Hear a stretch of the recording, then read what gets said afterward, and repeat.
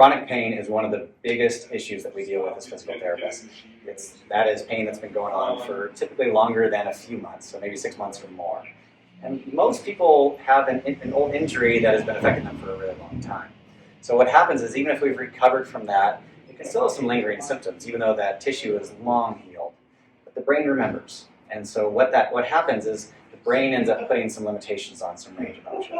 Maybe how our brain is connecting to those muscles around it and the function that it's able to utilize. We can address this through manual therapy, exercise, and all that other stuff. But the cool thing with the Neubie is that we can really start to reprogram what our brain knows as possible.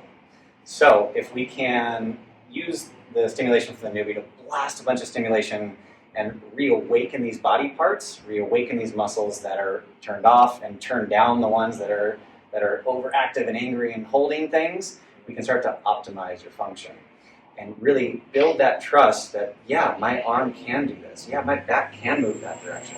My knee can move that way, and I can have better firing patterns.